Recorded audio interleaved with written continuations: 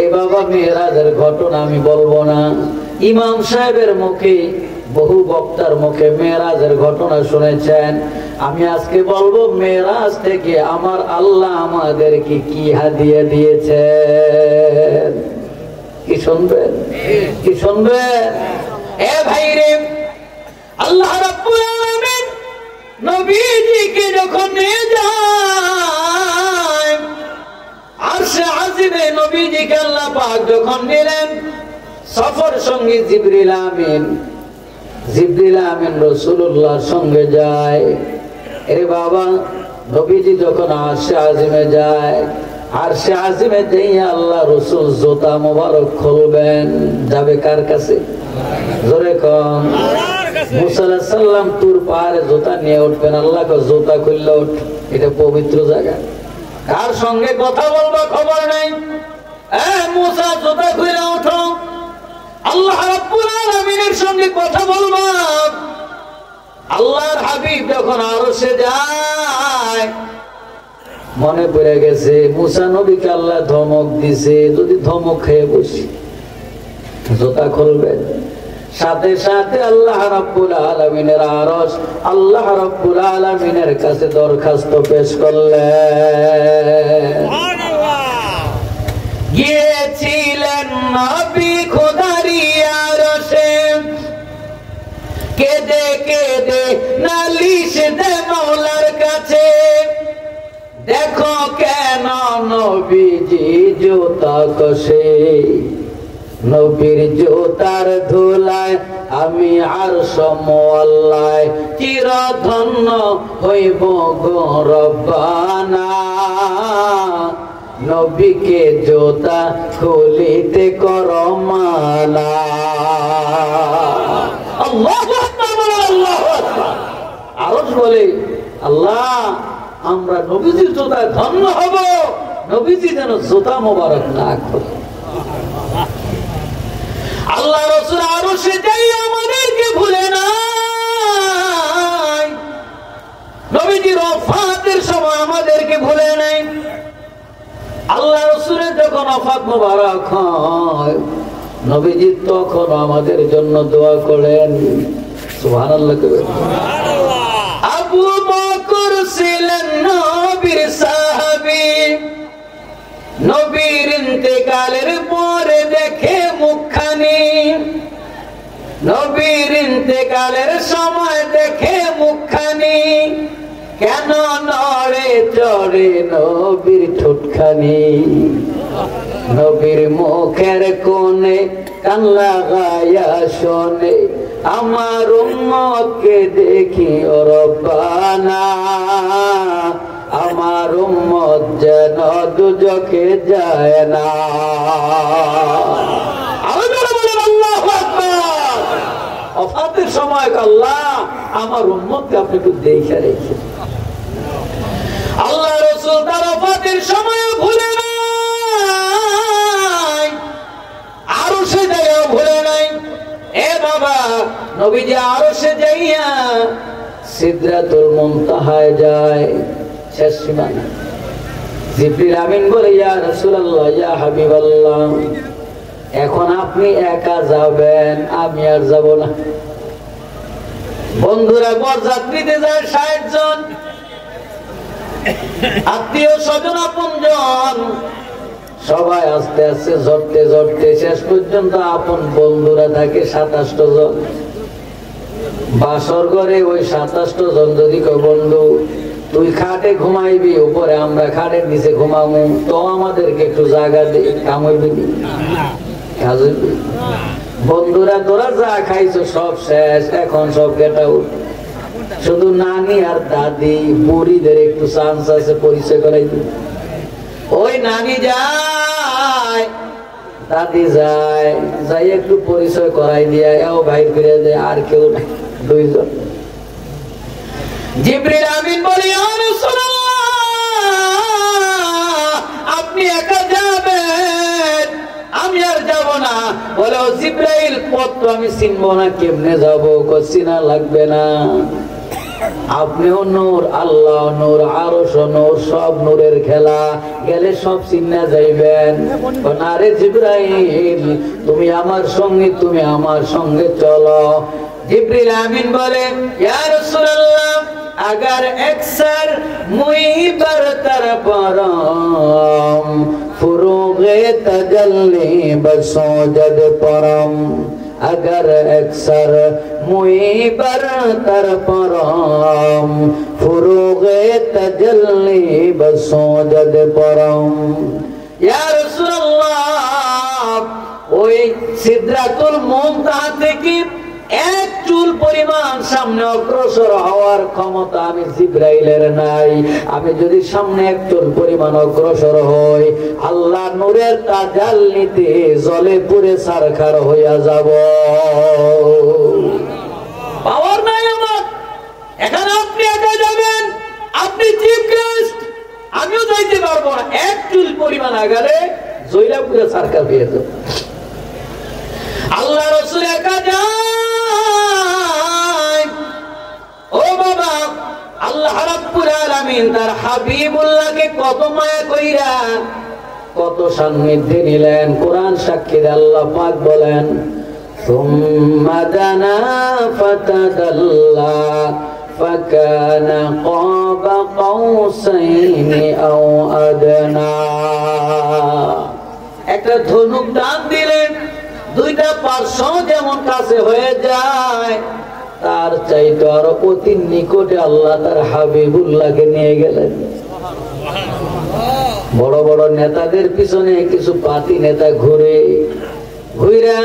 যদি একান্তে, যখন একান্তে নিয়ে কয় তোর কি লাগবে, স্যার একটু এলাকায় নমিনেশন দিয়ে চেয়ারম্যান নির্বাচন করবে, বলে কিনা?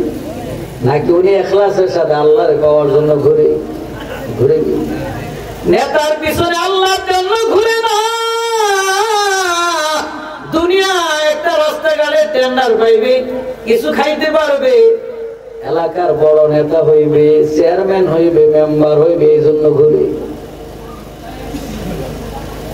আল্লাহ রাব্বুল আলামিন তার হাবিবুল্লাহকে তার কাছে নিয়ে বলে, ও আমার বন্ধু, তুমি কি চাও বলো, আজকে তুমি যা চাইবা সব মঞ্জুর হয়ে যাবে। নবীজি যদি বলতেন আল্লাহ উহুদ পাহাড়টা স্বর্ণের বানায়া দেন, আল্লাহ করতেন করতেন। আল্লাহ রাসূল যদি বলতেন আল্লাহ জীবনে বহু মার খাইছি আর মার খাইতে চাই না, আমার অভাব অনাটন দূর করে দেন, আল্লাহ পাক তা করতেন কিনা? আল্লাহ রাসূল বলেন, আমি এক এক করে চাইতে থাকলাম, আমি এক এক করে আল্লাহর কাছে চাইতে থাকলাম। এক নয়, দুই নয়, আমি 300 আইটেম জিনিস আল্লাহর কাছে চাইলাম, 300 দরখাস্ত করলাম। একটাও আমার জন্য নয়, সবগুলা আমার উম্মতের জন্য।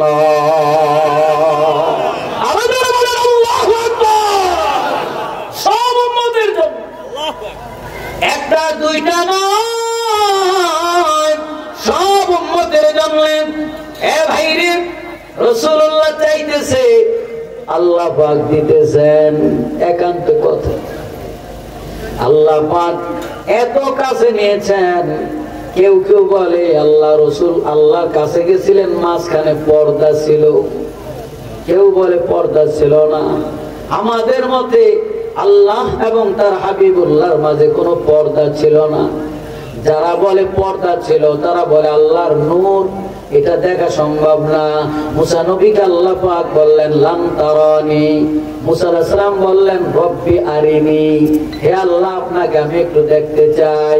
আল্লাহ পাক বললেন লান তারানি, এ মুসা তুমি আমাকে দেখতে পারবা না। তাইলে আল্লাহ যেহেতু মুসা নবীকে বলছে দেখতে পারবে না, রাসূল কেমনে দেখবে আল্লাহর নূর? এটা সম্ভব না। দ্বিতীয়ত, মুসা নবীর সঙ্গে কথা বলছে 70,000 পাল্লা পর্দার আড়াল থেকে, তাতে যদি তুরপার সারখার হয়ে যায়, তাহলে রাসূলের সঙ্গে আল্লাহ কথা বলবে, সেখানে কি রাসূল থাকবে না? আমরা বলি না, যদি আল্লাহ পাক পর্দা দিয়েই কথা বলা লাগে তাহলে আরশ পর্যন্ত নেওয়ারই তো প্রয়োজন ছিল না, জমিনে রাইখা তো মুসা নবীর মতো কথা বলতে পারবে। এক নাম্বার কথা। দুই নাম্বার, মুসা নবীকে আল্লাহ বললেন, হে মুসা লান তারানি, হে মুসা তুমি আমাকে দেখতে পারবে না। যারা আলেম ওলামা আছেন এটা ওয়াহিদের সিগা, এখানে আল্লাহ বলে নাই হে মুসা তুমি সহ দুনিয়ার কেউ আমাকে দেখতে পারবে না, বরং আল্লাহ ওখানে বলছে মুসা লান তারা, তুমি আমাকে দেখতে পারবে না কখনো। এর মানে আমার নবী মুহাম্মদ বাদ পড়ে না। কথাকে বুঝাইতে পারলাম? প্রধানমন্ত্রীর সাথে আপনি দেখা করতে পারবেন না, এর মানে হাসান চাচা বাদ নাকি? উনি তো পারবে, আপনি পারবেন, আপনি তো পারবেন। এখন আপনি যদি কেউ দেখে আমার নিষেধ করছে, তার মানে আবুল হাসান আব্দুল্লাহ পারবে না, মিলেলে কাজ হইবে? কেন আপনি আর ওনার মধ্যে পার্থক্য আছে, আছে নাকি? আছে। তাহলে আল্লাহ পাক তার হাবিবুল্লাহর সঙ্গে একান্তে মোলাকাত করেছেন যেখানে জিবরাইলও নাই। সুবহানাল্লাহ। তাইলে জিবরাইলও যেহেতু নাই, এখন রাসূল তো কোনোদিন বলে নাই যে আমি আল্লাহর সঙ্গে পর্দার আড়ালে কথা বলছি, আমার সঙ্গে সরাসরি সাক্ষাৎ দেন নাই। তাইলে বোঝা গেল আল্লাহর হাবিব আল্লাহর এত কাছে গিয়েছেন, মাঝে কোনো পর্দা ছিল না, বিনা পর্দায় আল্লাহ পাক তার হাবিবের সঙ্গে গোপন আলাপ করেছেন। আর আমাদের জন্য 300 হাদিয়া দিয়েছেন। আরো ধরে কইবেন না সুবহান? কি কি হাদিয়া শুনবেন? শুনবেন? এ ভাইরাম, আল্লাহ রাসূল যখন মেরাজে যায়, প্রথম আসমানে আব্বা জান আদম আলাইহিস সালামের সঙ্গে সাক্ষাৎ করেছিলেন। দ্বিতীয় আসমানে হযরত ঈসা ও ইয়াহইয়া আলাইহিস সালামের সঙ্গে সাক্ষাৎ করলেন। তৃতীয় আসমানে হযরত ইউসুফ আলাইহিস সালামের সঙ্গে সাক্ষাৎ করলেন। চতুর্থ আসমানে হযরত ইদ্রিস আলাইহিস সালামের সঙ্গে সাক্ষাৎ করলেন। পঞ্চম আসমানে হযরত হারুন আলাইহিস সালামের সঙ্গে সাক্ষাৎ করলেন।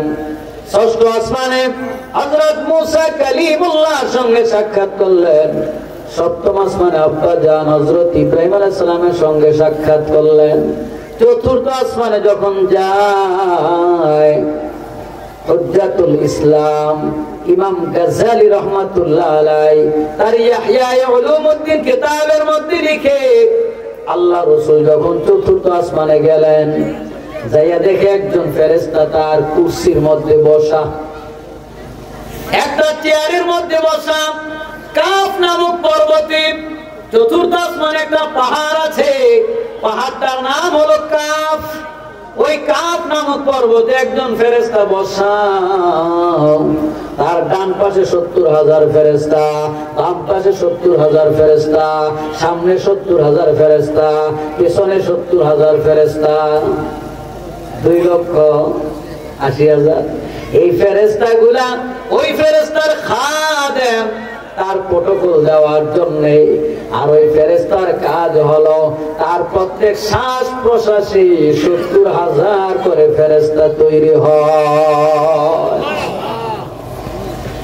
ওই ফেরেশতারা তৈরি হইয়া সপ্তম আসমানে চলে যায়। দুনিয়ার বাইতুল্লাহ সোজা, কাবা সোজা, ওখানে একটা কাবা ঘর আছে ফেরেশতাদের, বাইতুল মামুর।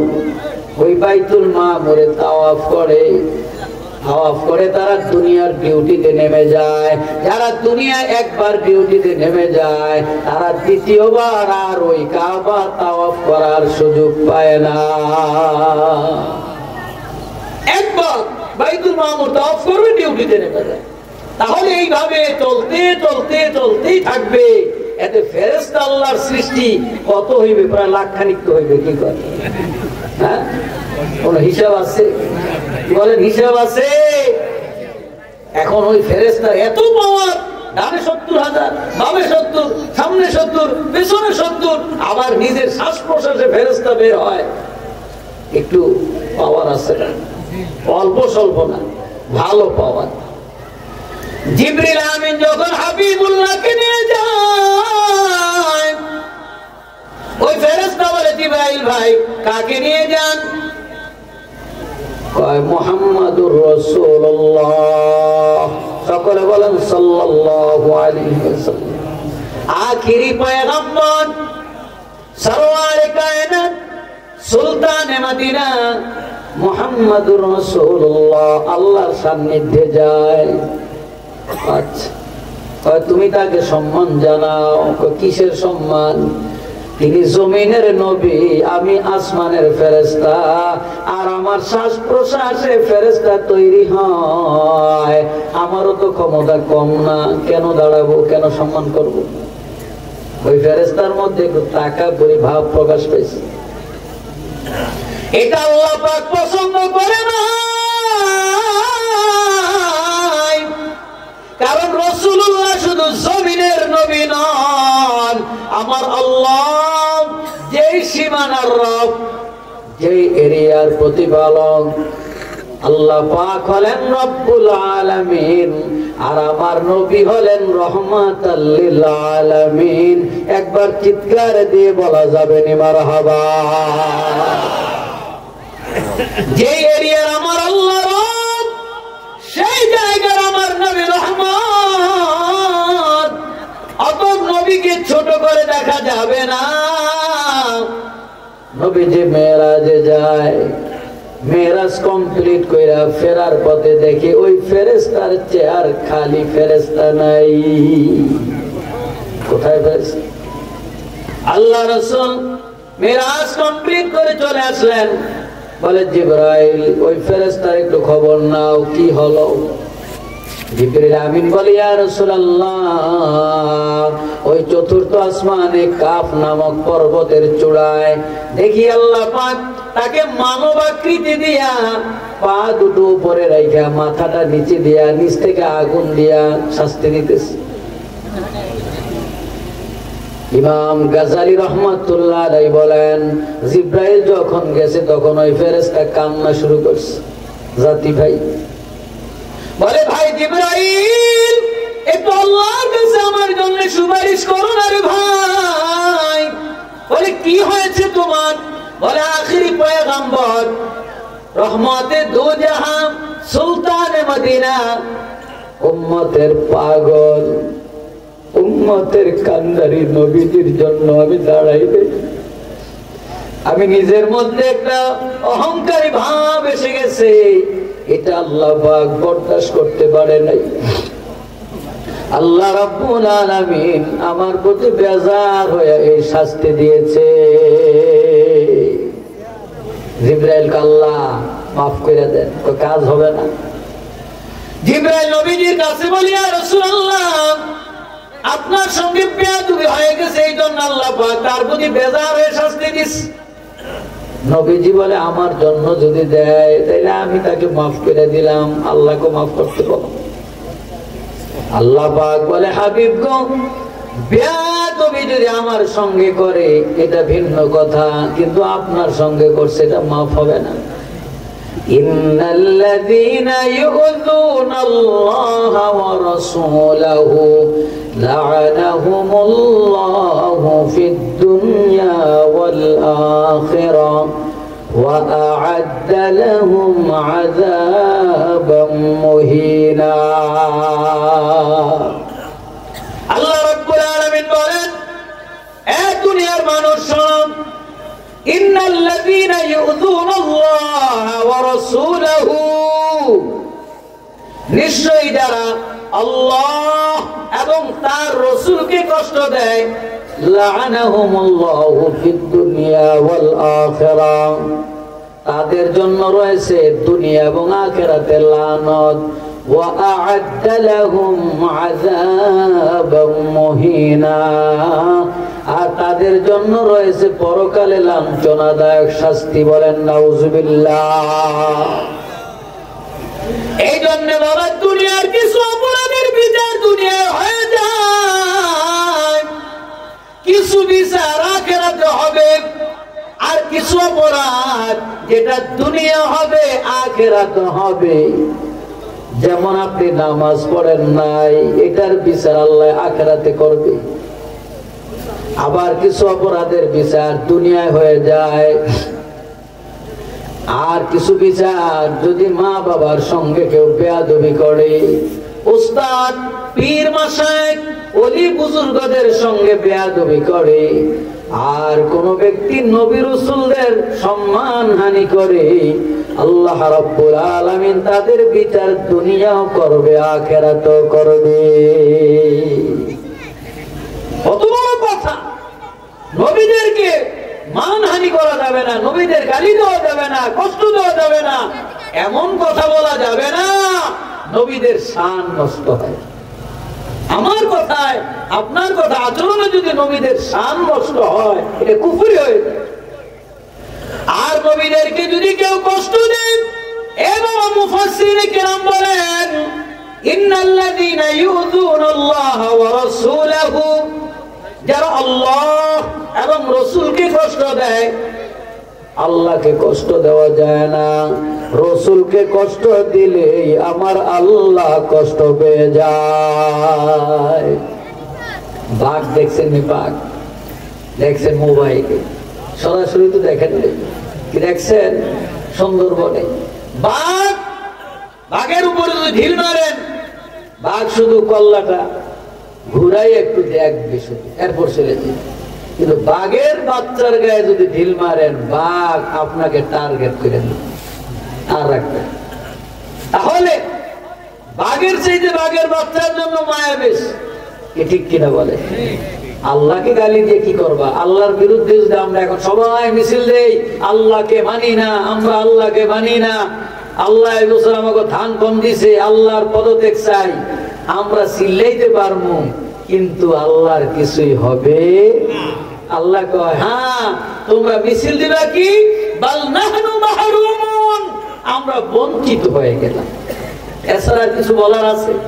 আমাদের মিছিল সারা দুনিয়ার মানুষ যদি কো আল্লাহকে মানি না, আমরা আল্লাহর জিকির না করলো, আল্লাহর মাখলুক আরো আছে, মাছ আছে, পশু পাখি আছে, পিঁপড়া আছে, আল্লাহর তামাম মাখলুক আল্লাহ পাকের তাসবিহ পাঠ করে।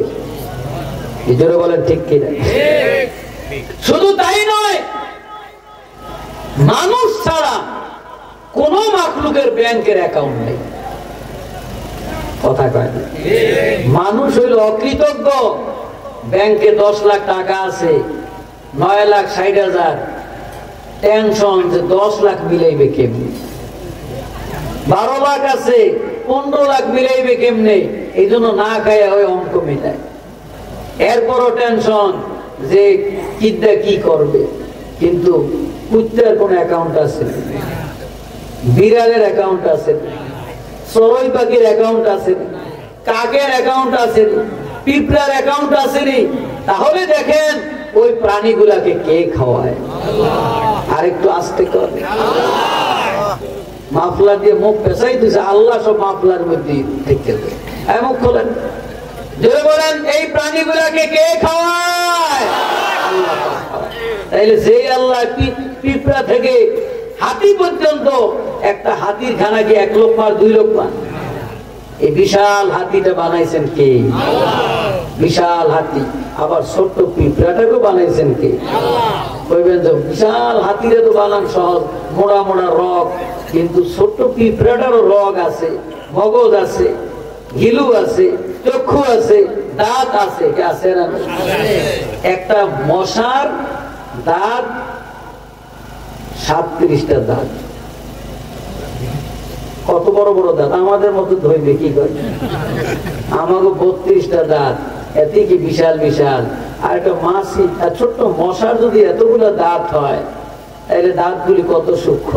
সুবহানাল্লাহ, আল্লাহ কত বড় বিজ্ঞানী। এই জন্য কবি বলেন, হাতি একটি প্রকাণ্ড জীব, প্রকাণ্ড মানে বড়, হাতি একটি প্রকাণ্ড জীব, শত মনের হয়, মুরগির পোকা বালির চেয়ে ক্ষুদ্র অতিশয়, উভয়ের মাঝে নাড়ি ভুঁড়ি সমান ভাবে রয়, চিন্তা করে দেখো খোদা কেমন বিজ্ঞানময়। ঠিক কিনা বলেন? হাতিরও নাড়ি ভুঁড়ি বানাইছেন কে? ওই মুরগি যে পোকাটা খায়, ওই পোকাটার নাড়ি ভুঁড়িও বানাইছেন কে? কত সূক্ষ্ম! এই জন্য ভাইয়েরা আমার,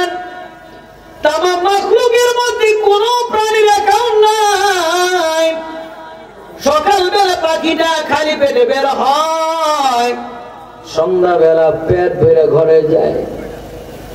এই জন্য আল্লাহ পাক আমাদেরকে তালিম দেন, ও বান্দা তুই রিজিকের পিছনে না দৌড়ে আমারে ভয় কর। ওয়া মাইয়াত্তাকিল্লাহ ইয়াজআল লাহু মাখরাজা ওয়া ইয়ারযুকু মিন হাইসু লা ইয়াহতাসিব। আল্লাহ কয় তুই যদি আমারে ভয় কর, আমি তোর এমন পথ দিয়া তোর রিজিক বের করব যা তুমি কোনোদিন কল্পনা করো নাই।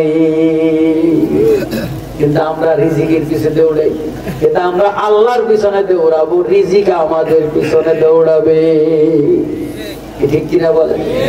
আল্লাহ কোন ভাবে খাওয়াইবে? ডাকাত আমাদের এই বরিশাল অঞ্চলে তো ডাকাত নাই।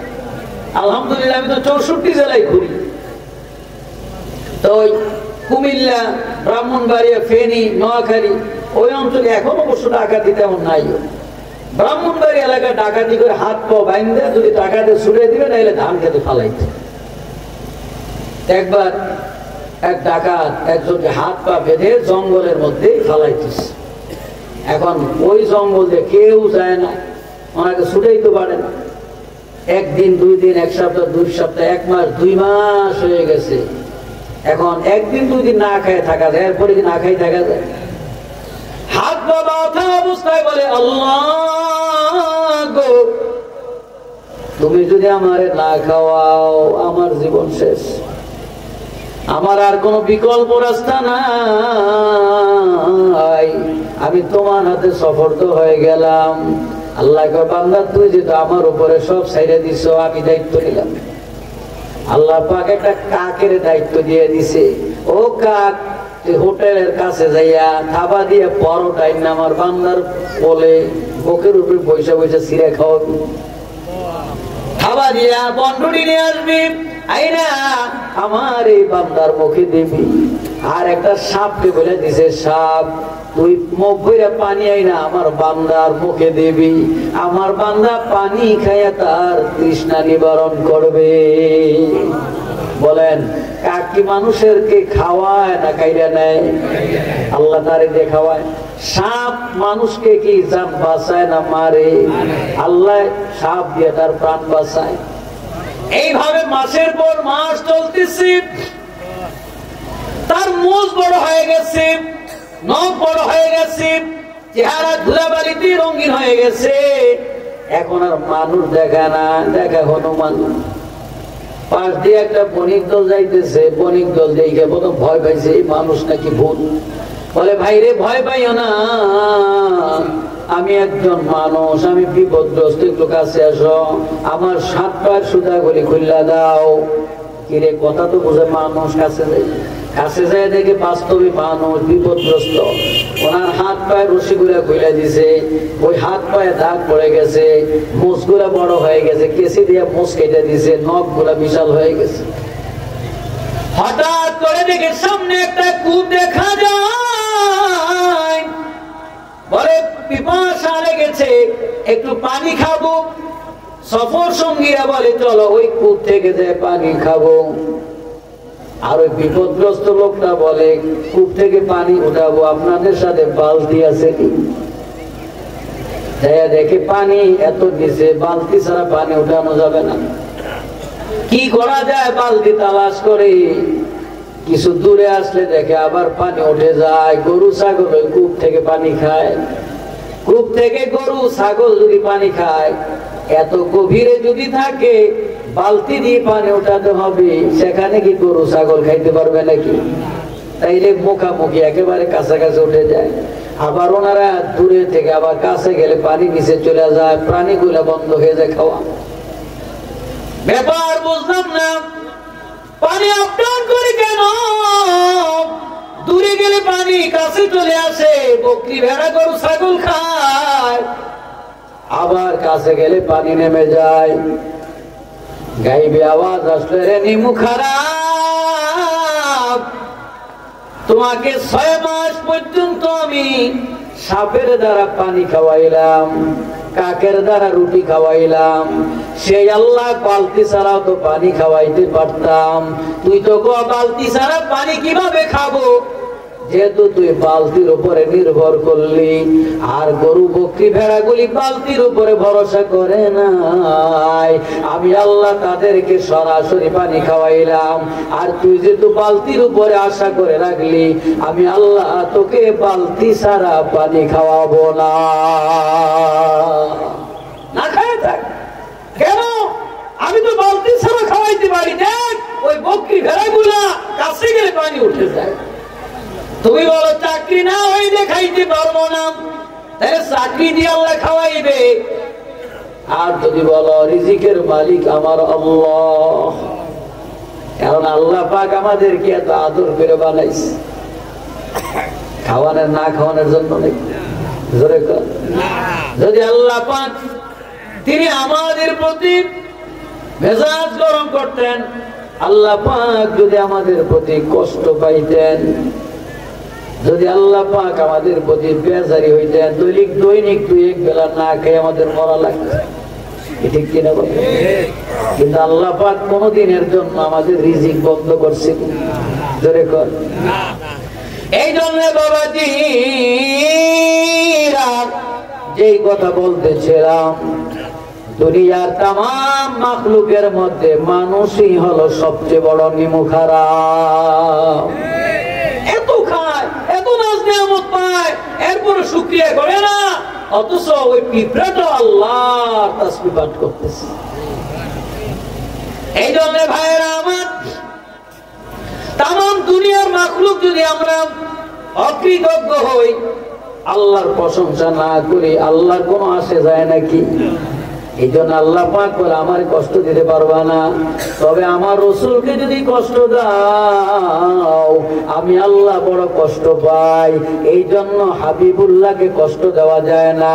নবীজির সঙ্গে বেয়াদবির কারণে আবু জাহেলের হেদায়েত হয় নাই, আর নবীজির সঙ্গে বেয়াদবি না করার কারণে হযরত ওমরকে আল্লাহ পাক কবুল করে নিয়েছেন। বলেন সুবহানাল্লাহ।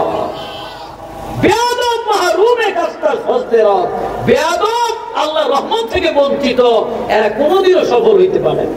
এই জন্য বেয়াদবি করা যাবে, মুরব্বীদের সাথেও না বেয়াদবি করা যাবে না। এ যুবক, তোমার বাবার বয়সী মুরব্বী, বাসে উঠছো, তুমি মুরব্বীকে সিটটা ছাইড়া দাও। আমি অনেক সময় দেখি যে মুরব্বীরা বৈশা রয়েছে, দাঁড়াই রয়েছে, আর বৈশা বৈশা মোবাইল চাপতেছে। তুমি দাঁড়ায় যাও, মুরব্বীকে বসতে দাও।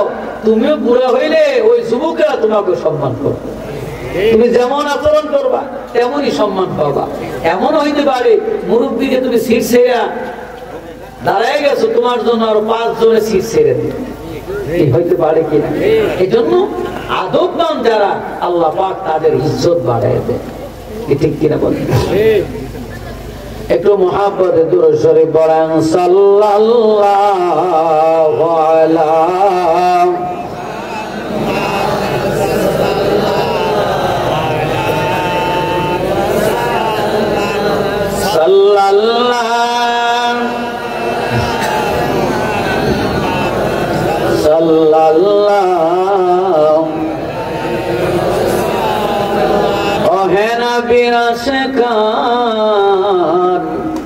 দরুদ পড় দিয়া মন,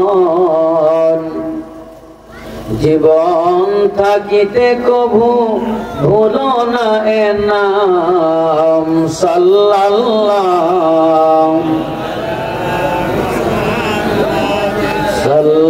সাল্লাল্লাহু আলাইহি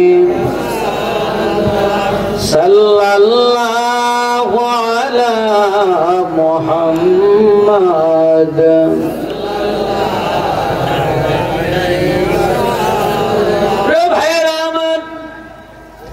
আল্লাহ রসুল ওই চতুর্থ আসমানের ফেরেশতার জন্য দোয়া করলেন, মনে আসেনি?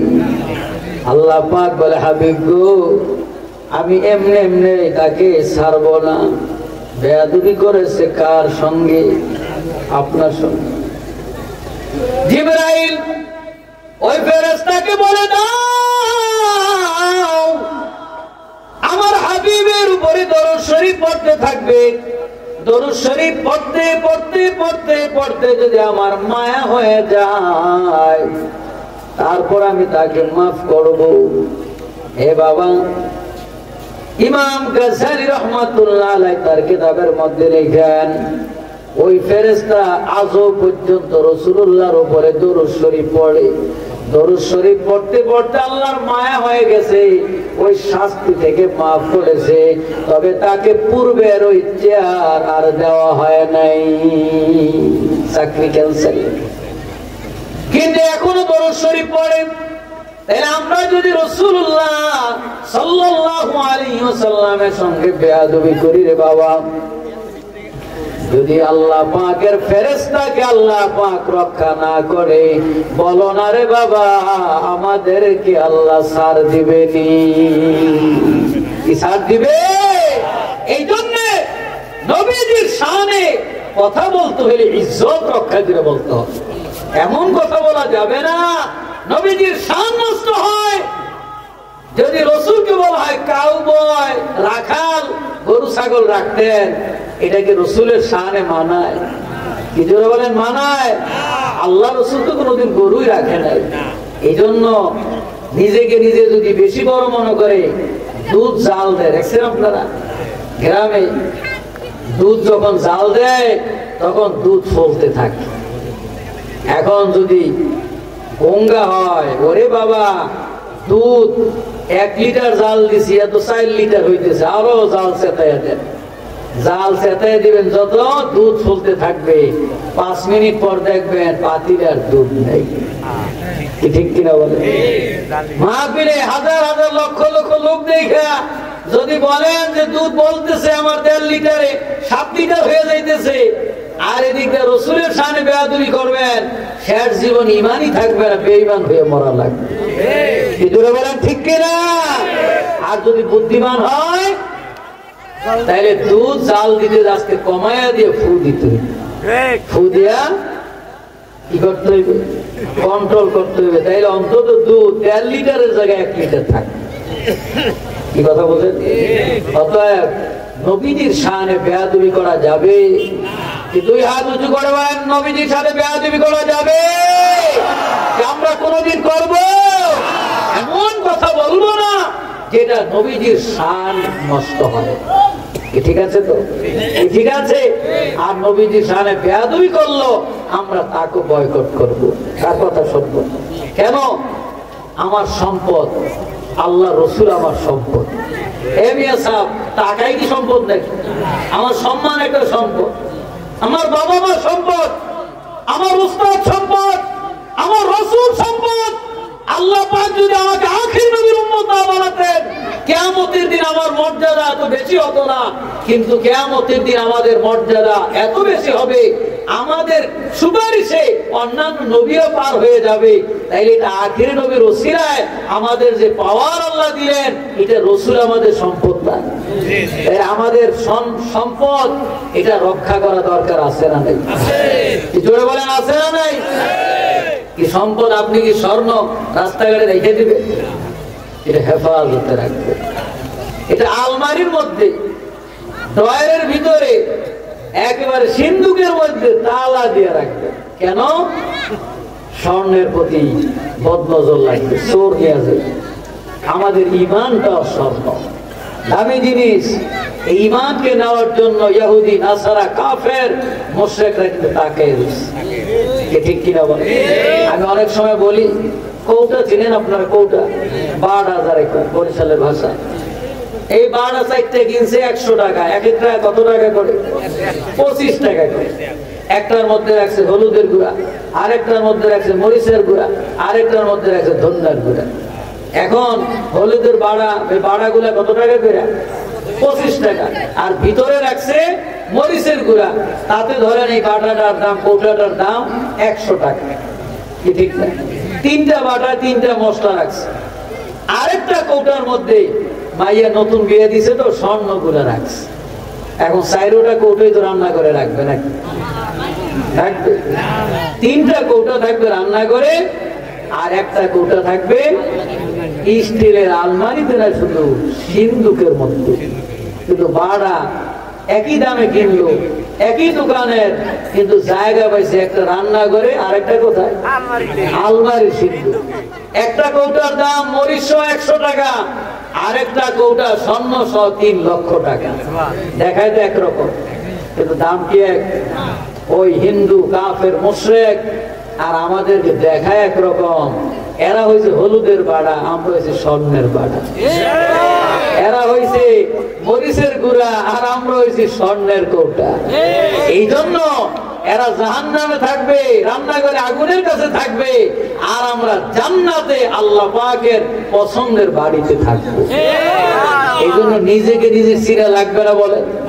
কি জোরে বলেন, চিরা লাগবে কিনা?